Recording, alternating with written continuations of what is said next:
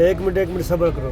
तुम देखो ये गाड़ी वर्कशॉप में खड़ा है, देखो मैं झूठ बोल रहा हूँ तुमको। मैं बोला यार गाड़ी ख़राब है तो मैं वर्कशॉप में हूँ, तुम मानता नहीं है बात यार, क्या बात करती हो। मैं झूठ बोल रहा हूँ। ये देखो गाड़ी में वीडियो बना के भेज रहा हूँ, अभी देखो तुम, ये गाड़ी वर्कशॉप में खड़ा है, इसके नीचे कुछ प्रॉब्लम आ रहा है, कोई आवाज़ आ रहा है, साउंड आ रहा है इसके नीचे से। तुम क्या बात करते हो। नहीं आज किधर सही होएगा, आज सही नहीं होएगा। वो बोलता है आज नहीं सही होएगा, वो मुमकिन आज पूरा दिन लगेगा, बोलता है कल सही होएगा। सही होएगा तो मैं आएगा, लाजमी आएगा इंशाल्लाह।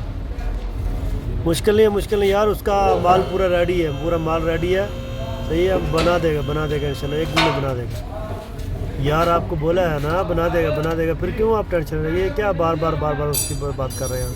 बोला ना बना देगा यार, क्या मुश्किल है। तुम फिर वही बात करते हैं यार। कल 12 बजे तुमको रेडी मिलेगा। तुम क्या बात करते हो। गेर दा वो सारा 2-3 घंटे पहले ही किया पूरा सी घट सी है, पूरा सी, अच्छा लेकिन मेरा बदली हुआ।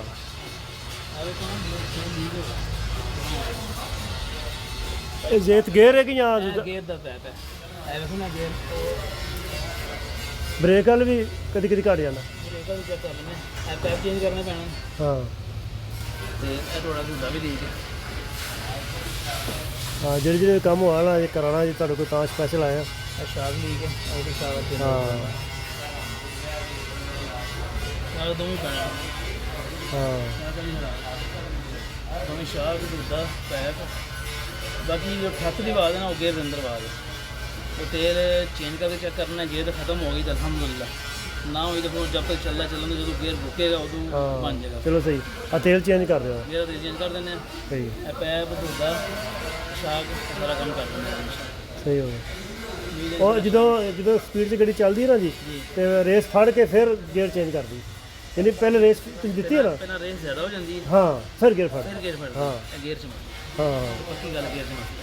ਜਦ ਤੱਕ ਚੱਲਦਾ ਚਲੋ ਸਹੀ ਹੈ। ਕਿਉਂਕਿ ਇਹ ਹੁਣ ਵੀ ਖੁੱਲਣਾ ਤਾਂ ਨਹੀਂ ਖਰਚਾ, ਬਾਅਦ 'ਚ ਖੁੱਲ੍ਹਾ ਉਹਨਾਂ 'ਚ ਚੱਲਦੇ ਨੇ ਚਲੋ। ਜਦ ਤੱਕ ਚੱਲਦਾ ਜੇ ਰੋਕੀ ਗੱਡੀ ਉਸ ਸਮੇਂ ਜਾ ਕੇ ਭਾਵੇਂ ਚੇਂਜ ਕਰ ਦਿੰਦੇ, ਭਾਵੇਂ ਬਣਾ ਲਾਂਗੇ, ਬਣ ਵੀ ਜਾਏਗਾ, ਚੇਂਜ ਹੋਏਗਾ, ਕੋਈ ਟੈਨਸ਼ਨ ਚਲੋ ਨਹੀਂ। ਸਹੀ, ਗੇਅਰ ਦਾ ਹੀ ਮਸਲਾ। ਚਲੋ ਸਹੀ। ਦੂਸਰਾ ਡੈਨਮੋ ਵਾਲਾ ਮਸਲਾ ਮੈਂ ਚੈੱਕ ਕਰਾ ਲੈਣਾ ਕਾਰਵਾਈ ਨੂੰ, ਜੇ ਡੈਨਮੋ ਸਹੀ ਹੋ ਸਕਦਾ ਹੋਇਆ ਠੀਕ ਹੈ, ਵਰਨਾ ਇਹਨੂੰ ਚੇਂਜ ਕਰਨਾ ਪੈਣਾ। ਹਾਂ ਤੇ ਬਾਕਮ, ਵਜ੍ਹਾ ਤੋਂ ਗੱਡੀ ਖਰਾਬ ਹੋਈ ਜਿਹੜੀ ਉਹ ਬੈਟਰੀ ਖਰਾਬ ਹੋਈ। ਹਾਂ ਤੇ ਬਾਕਮ ਵੀ ਵੇਖਣਾ ਜੇ ਬ੍ਰੇਕ ਨਹੀਂ ਲੱਗਦੀ ਹੈ। ਉਹ ਬ੍ਰੇਕ ਥੱਲੇ ਬਹਿ ਜਾਂਦੀ ਹੈ। ਹਾਂਜੀ ਬਹਿ ਜਾਂਦੀ ਉਹ ਬਿਲਕੁਲ। ਬਾਅਦ ਚੇਂਜ ਕਰਨਾ ਪੈਣਾ। ਹਾਂ ਤੇ ਹਾਰਨ ਵੀ ਨਹੀਂ ਵੱਜਦਾ। ਕੰਮ ਬਾਬਾ ਫਿਰ ਇਕੱਠਾ ਕਰ ਲੈ ਇੱਕ ਵਾਰੀ ਕੰਮ ਕਰਨਾ ਹੋਵੇ ਤਾਂ ਫਿਰ ਬੰਦਾ ਨਹੀਂ ਪਤਾ ਕਿਉਂ ਲੱਗ ਗਿਆ। ਬਿਲਕੁਲ ਸਹੀ ਹੈ, ਵਾਕਈ ਸਹੀ ਹੈ, ਥੋੜਾ ਹੁੰਦਾ ਨਾ ਫਿਰ ਮਹਿਸੂਸ ਨਹੀਂ ਵਾਕਈ ਗੱਲ ਸਹੀ।